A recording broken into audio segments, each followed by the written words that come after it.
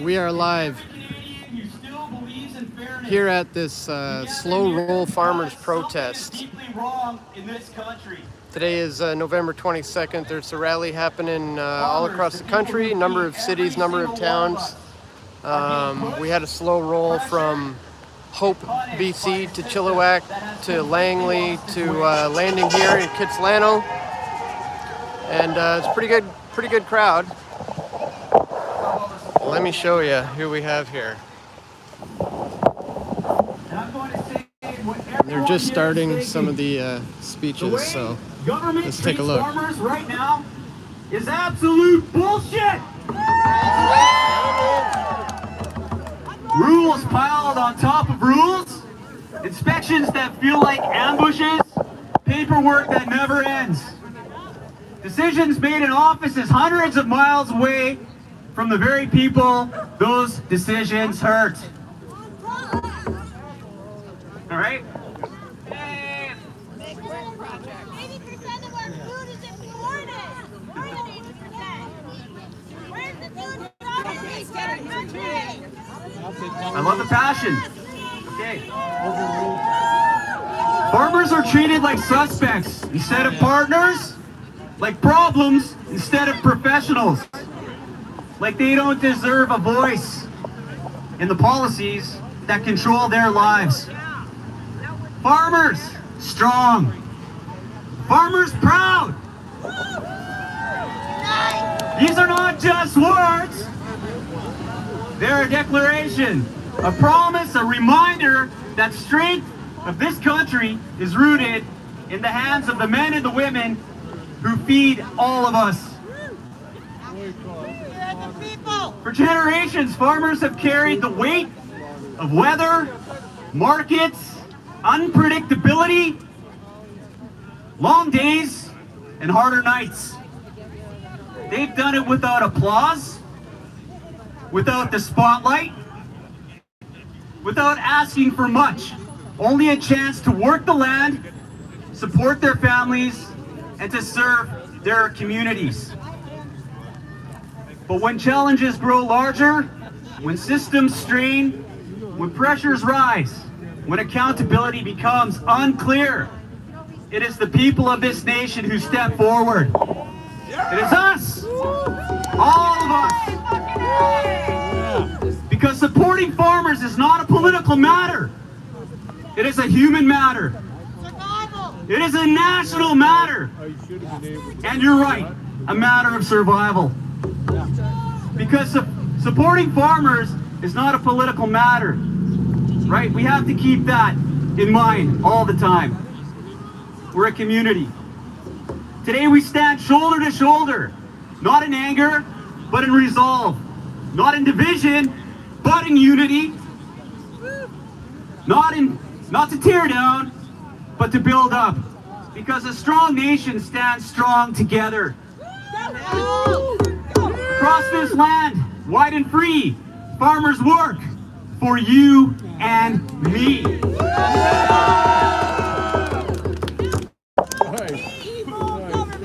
Words to remember. Those words aren't just a chant, they're the truth of this nation. Every loaf of bread, every jug of milk, every piece of fruit, every meal on every table in every home, behind it is a story of grit, sweat, sacrifice, and love for this land. Woo! Farmers don't just grow crops, they grow communities. They grow stability, they grow the future. And today, the future grows brighter because Canadians are waking up! We're coming together! We're standing up for fairness, transparency, and respect. We are saying with one voice, we value those who feed us. We stand with them, we lift them up. This initiative, this nationwide movement goes beyond a moment. It goes beyond a rally. It is a call to action for every Canadian to pay attention, Right? To stay informed, to support local agriculture, to champion fairness and accountability wherever it's needed. We are here because we believe that when farmers thrive, the whole nation thrives. When they struggle, the whole nation feels it. When they rise again, we rise with them. So let us rise. Let us rise with heart. Let us rise with grit. Let us rise with the determination that echoes from coast to coast. You guys are beautiful. Let this be more. Let this be the moment our nation remembers. The moment when Canadians did not look away, didn't back down, didn't stay silent, but stood tall for the people who stand tall for us every single day. To our farmers, we see you, we honor you, we stand with you. Farmers strong, farmers proud, our nation is behind you. God bless our farmers, God bless our nation, and God bless our people! And this is what it's about, my friends. This is about a community. We're not a tribe, okay? We're a community, and when the community works together and comes together, we can achieve anything we put our minds to, because we have each other to support all of us. Thank you. Thank you.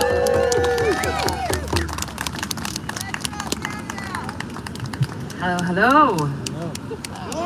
You amazing, beautiful, passionate people. Thank you for being here today. I'm just going to share a few things. I'm going to be reading something from Adrian Spitters. I don't know who, if you know who he is.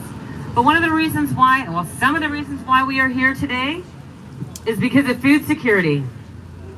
Food affordability. Who's feeling that pinch? Yep. Red tape making farming more difficult. Rising costs. CFIA overreach. Boo. Funding foreign farmers over Canadian farmers.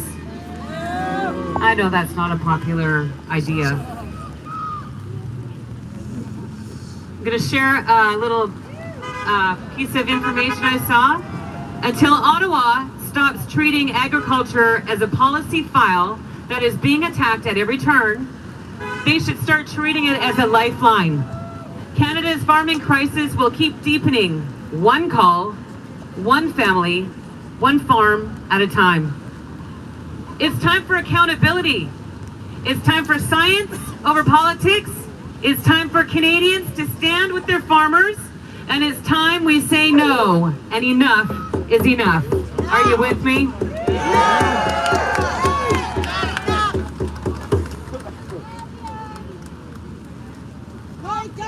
Here's a farmer. We're one positive test away from bankruptcy, said a Fraser Valley poultry farmer. One positive test. Political silence and national consequences. These are our farmers. These are the people that feed us. We live in Abbotsford, and around us are multiple egg farmers. While the whole ostrich thing was happening, we had 8 farms around us have their chickens culled. These guys reported on it, but it happened. Do you know that is a farmer's livelihood? That is the employees that work on that farm. That is our food supply. That is our economy. This affects Canadians. It affects you, it affects me, and we need to have change. The CFIA has way too much power, and it's time for change. Enough is enough.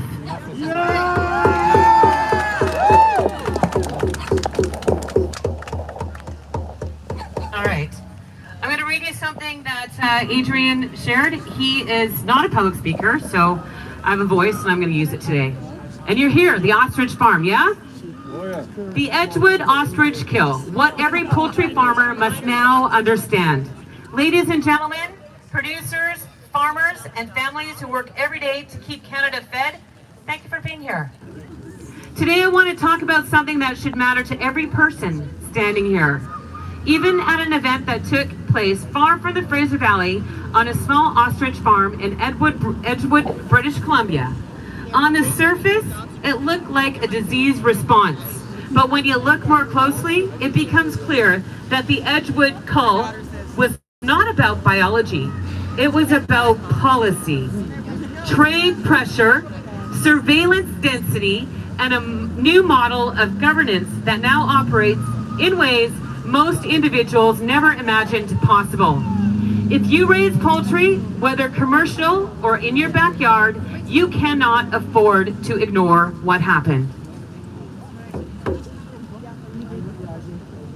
The law was clear, but the enforcement ignored it.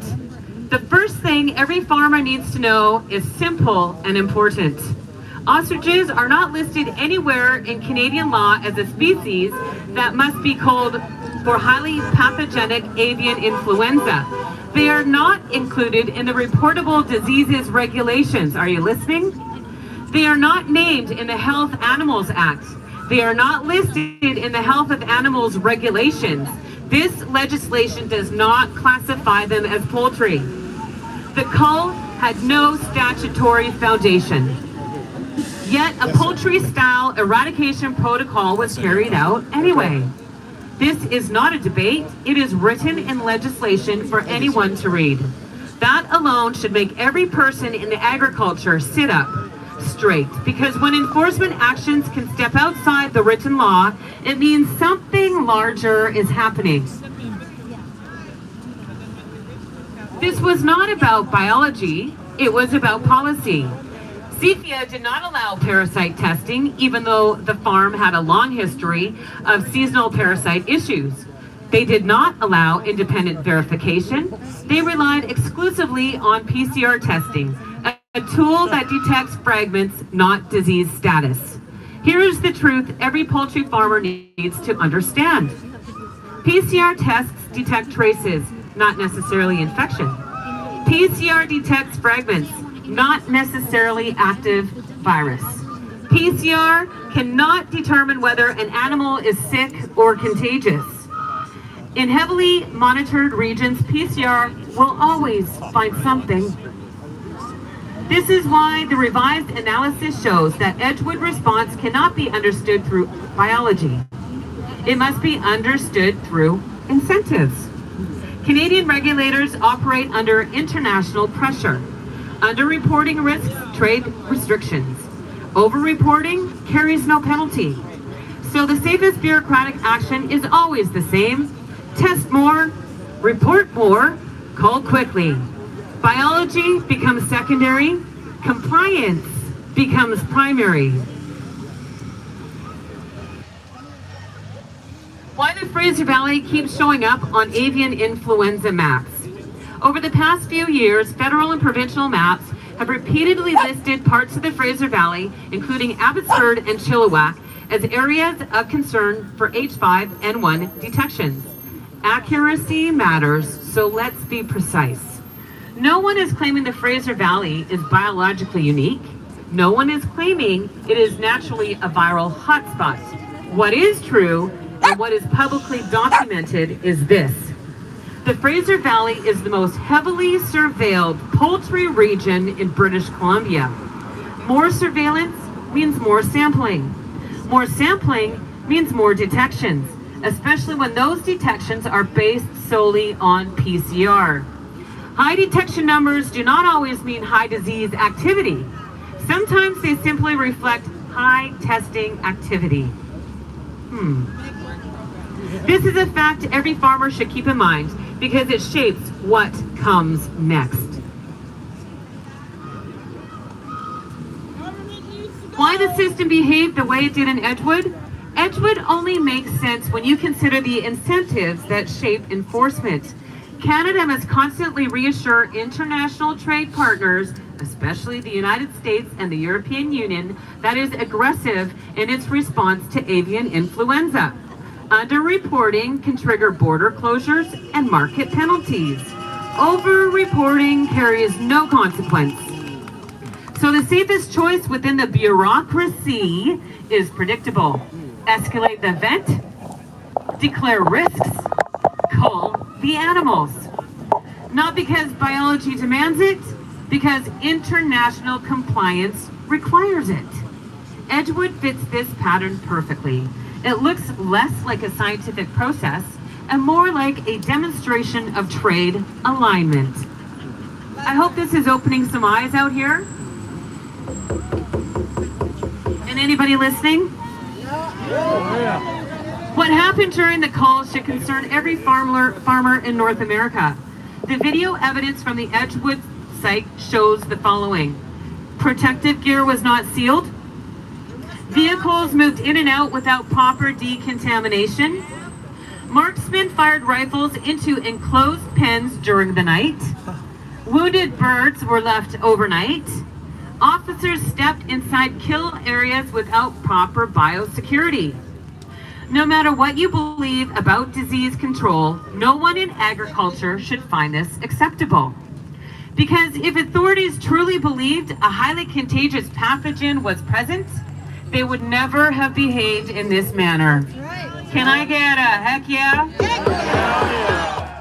The enforcement looked less like biosecurity and more like administrative theater, right? This should concern every person who depends on predictable, science-based protocols. The new legal environment makes events like Edgewood more likely. British Columbia now has overlapping legislation that expands government and quasi-government authority over land, livestock, and emergency powers. The Declaration of the Rights of Indigenous People Act, aka DRIPA. Are you aware? Do you know what DRIPA is? We're going to talk about it. Stay tuned, it's coming. The United Nations Declaration on the Rights of Indigenous People. Do you know what that is? I'm going to start with UN, DRIP. United Nations. All right? Tells you where it's coming from. The Emergency Disaster Management Act that replaced Bill 31. And I'll tell you what, I spoke about that outside Nikki Sharma's office. That's a pretty disastrous bill. You need to read the legislation. I do. I read it all. The forthcoming amendments to the Heritage Conservative Act, and I believe Odessa has talked about that on her show, Liberty Talk Canada. So each one operates differently, but together they create a system where property rights are conditional. Farm operations can be interrupted. Disease claims, heritage claims, and emergency declarations can override normal due process. And under EDMA, the government can come in and take your home and use it as they see fit, and they don't have to compensate you for it. That's the Emergency Management Disaster Act in BC. There is so much they got going on behind closed doors, and we need to be aware, and we cannot sit silent. We need to meet, we need to gather, we need to unite, and we need to push back. Our voices need to be heard. Edgewood shows how easily these powers can be activated. Once activated, they move quickly and without pause. Did you notice that? Yup. Why this matters to poultry farmers. Poultry producers, especially those in the Fraser Valley, live in the most monitored agricultural zone in BC. More surveillance, more tests, more scrutiny, more international pressure. And when the system prioritizes trade optics over biological certainty, it puts farms at risk. Edgewood was an ostrich farm, but the enforcement model used was the same model used in poultry. The difference is simple. You are already inside the high surveillance zone. That is why this story matters. That is why it cannot be ignored. And this is why farmers must understand the system that now surrounds them. I'm just about done, guys. What families and farmers must do now. I want to end this message that reaches beyond agriculture. What happened in Edgewood is not only about food production, it is about stability. It is about predictability. It is about how quickly a household, a business, or a lifetime of work can be disrupted by forces beyond its control. This is why Peter Merrick and I talk often about building certainty in uncertain times. It is why we emphasize what we call the 4 pillars of asset security: gold and precious metals that hold real and tangible value, alternative investments that reduce systemic risk, private portfolio management that lowers counterproductive exposure, participating mutual life insurance that protects families and capital. These are not theories. This is a structure designed for moments when systems behave unpredictably. Moments like Edgewood. And in closing, ladies and gentlemen, yes, ladies and gentlemen, because there are only 2 genders. We now operate in a world where enforcement pressure, international trade alignment, new legislation, climate-based policy frameworks, and the PCR-based disease detection intersect in ways that most individuals do not see. Edgewood was a signal. It demonstrated how quickly things can change, how fast decisions can be made, and how little control a family has once the process begins. I'm not here to frighten you. I'm here to speak plainly.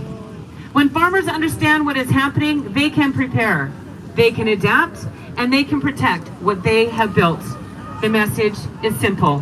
Stay alert, stay informed, stay independent, and build stability on foundations that do not shift when the system does. And I have a few little snippets of news. And then I'll be right pass the back mic. in 1 sec. So this was today in the National Post, and it All right, says guys, Jamie so- Sircona. It's not just the ostriches. If you're just tuning in now, we are at this farmers protest in Kitsilano. This is part of the what's called the slow roll protest, happening in a happening in a number of cities today, and it's standing up for the farmers, because obviously there's been a lot of serious things happening in the last little while, especially with the Canadian Food Inspection Agency going after birds under a bogus H5N1 claim. And I think one of the main things a lot of people need to remember is that you cannot allow the government to come onto your property and your land. I think that was one of the main mistakes that was made at the Edgewood Universal Ostrich Farm, was allowing them onto the property in the first place. The moment you contract with them, you agree to their terms, you sign their documents, you allow them onto your property, you've kind of entered into a battle you're not going to be able to win. And the best way to avoid that is to not enter the battle at all. Refuse, resist, say no, don't allow them in, don't take their calls, don't respond to their emails, don't contract with them, don't submit, don't take part whatsoever. So I think that needs to be a message that hopefully some of these speakers are going to talk about today. Now, again, if you're just tuning in, guys, there's protests being planned for today, November 22nd, all across Canada. I know they're happening in, a lot of them are in Ontario, and there's a bunch of them happening in British Columbia. And yeah, we had a slow roll from Hope to Kitsilano. No, we're in Kitsilano now, to Chilliwack, and then Langley, and then Vancouver, and now finally Kitsilano. And so yeah, you may be seeing this in a town near you, hopefully. But it reminds me of the earlier years, like a decade ago, when we were having March Against Monsanto protests. Viewers of this channel may remember those days, the good old days of March Against Monsanto, when people were absolutely fed up with the major big ag Monsanto, who was like taking over small-time farms, forcing them to use their Terminator seeds, for example. These are seeds that produce produce that do not in themselves have seeds. so the farmers would be forced to buy them every single year from Monsanto. And you know, we protested, we rallied, hundreds of thousands of people gathered, and we started having some good things come out of it. You know, people sued Monsanto because of the Roundup that was causing cancer. And hundreds of millions of dollars have been paid out to a lot of people since then. But then the movement, the protest kind of fizzled out a little bit. And it just kind of disappeared. And like I said, that's going back like over a decade ago now. I remember taking part in those rallies. Well, now it's all starting to come around full circle again. We're starting to see people recognize the problems, the war that is coming down on farmers. And I think the ostrich situation, the culling of those birds, was what really sparked kind of what we're seeing behind us. But there's been a war on farmers for a very, very long time. And it's about time we see people getting out in the streets again. It's a beautiful thing to see. And so yeah, I'm going to continue to be here to cover this one, probably for the rest of the day. I want to do some interviews, but I'm going to stay live for another little while. We got 63 people tuned in right now. Only 52 thumbs up, though. That doesn't add up. Please click that thumbs up button, guys. Rob Hellfire says, no farmers, no food. Yeah, exactly. It's all about food sovereignty, food freedom. Henry Kissinger said it best: if you control the nation's food supply, you control the people. And you know, once they get a full grip of that, we're totally screwed. So you're absolutely right. No farmers, no food. But again, I got to point you back to the solutions is to not contract with them, not engage with them, not submit to their demands. They will pose it as an invitation or a request, you know, hey, can we come onto your farm to maybe check some things out and do a test here and there? And no, absolutely not. You can't. That has to be the answer every time, because these guys are thugs. You know, they can't be trusted. The Canadian Food Inspection Agency has already proven that beyond a shadow of a doubt. Farm to table equals fresh food, says Nina the Mystic.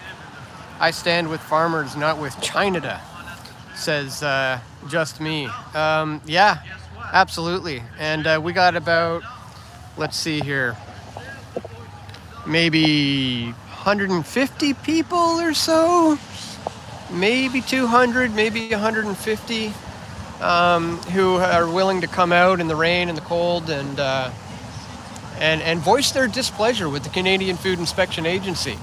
You know, they're called the CFIA, and the ostriches weren't even like meat birds for consumption at this stage of the game anyways, and yet the CFIA is the ones dealing with it.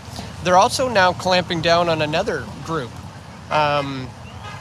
who is just running an animal sanctuary. I did a report on that not too long ago. They literally have rescued like pets, and there's a bunch of peacocks that might be called now. So this thing certainly isn't over. We know they've already killed a whole bunch of chickens all across the country under this bogus fairy tale that is H5N1, and as if this is something humans need to be concerned with.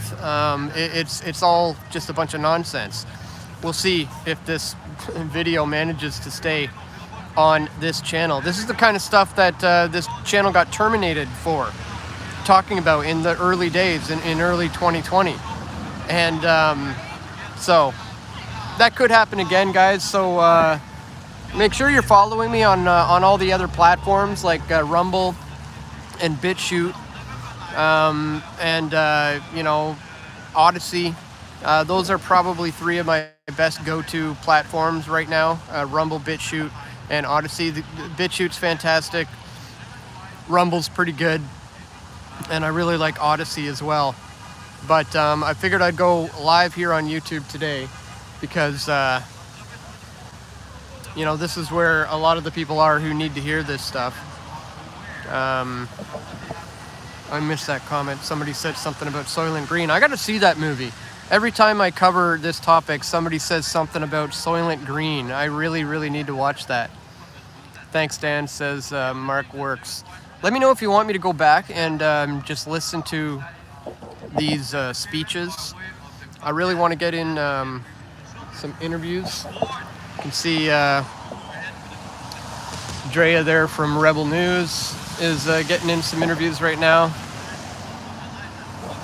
And I would like to do the same, but I only have the one phone here, and I am just a one-man show, so it's either continue live streaming or start collecting some interviews.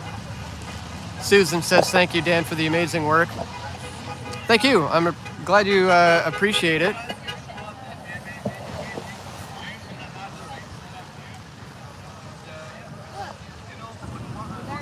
Please share this stream. Get this out. Let people know I'm going to be here for another little while anyways. And again, if you just happen to be tuning in now, we're in Kitsilano, Vancouver, Kitsilano Beach Park, as you can see from the sign here. And this is the end of the route for the... it was a bit of a convoy, I guess you could call it. A freedom convoy for the farmers in protest of the Canadian Food Inspection Agency. So let's go back up and see. Let's go and see what everybody's saying here. Is that if we actually give parents a voice at the school board, you will be heard on possibly mainstream media. We've invited them out, but for sure, you're gonna be heard, and that's what's most important. As it is, we're gonna get back to this. I'm gonna put on a song here real quick. We're gonna have a short break and get Anita back up here, because Anita Krishna, she used to work for the Global News. She was an editor. She spoke at many events with us. She's a powerhouse. Yeah, it's not too bad. But I gotta just get you guys a little fired up here first, so you're back on track here. Yeah. All right. Drew was talking to the two bloody councils. Yeah, I might give that a try too. All right, they're gonna take a little bit of a break, it seems, and play some music or something. I'm going to stay away from the music because and there's the music, because you know how that sometimes can shut down the video due to copyright strikes and stuff like that. So anyways, I don't know if I'm going to keep this stream going on much longer, guys. I want to get some interviews collected before everybody starts to leave, and it's already fizzling out a little bit. So yeah, just wanted to bring you this quick live, let you know I'm here, I'm covering it. Had to leave at 5:30 in the morning to get all the way to Hope, 2-hour drive to get there for 7:30 in the morning for when this thing was starting. Started at 8 a.m. And then again, we did a little slow roll convoy through a bunch of towns, and it landed here at Kitsilano Beach. And it's maybe a couple hundred people. But hopefully this is the start of something much bigger. Like, I don't know if you guys recall the March Against Monsanto rallies from, we're going back like a decade ago now. Those were huge. 10,000 people were coming out to each rally, if not more. So that was impressive. And like I said, things started happening. We started seeing Monsanto getting sued, and farmers fighting back for their right to not have to buy Terminator seeds and all that sort of stuff. I remember I went to Washington, D.C. to interview farmers for part of a documentary film I was working on at the time, to interview all these farmers who were taking on, like, going right into the belly of the beast to take it all on head on. And again, that all fizzled out, 10 years ago. And hopefully we're seeing the spark being revived. Hopefully it's all going to come back now. Hopefully this is just the start of of more people standing up for the farmers. But again, I'll take you back to what I said in the beginning. If you're just tuning in, you have to not contract with the farmers. You have to not allow them onto your property. The second you contract with them, you sign any papers, you agree to their terms, you're screwed. You've already messed up. That's where the Universal Ostrich Farms went wrong. CFIA called them up. They're like, hey, we heard some birds are sick. Can we come on your property and test them? And they're like, yeah, sure. We got nothing to hide. Come on down, check them out, test them. They showed up and they did some bogus PCR tests, and boom. A year later, they killed all the birds.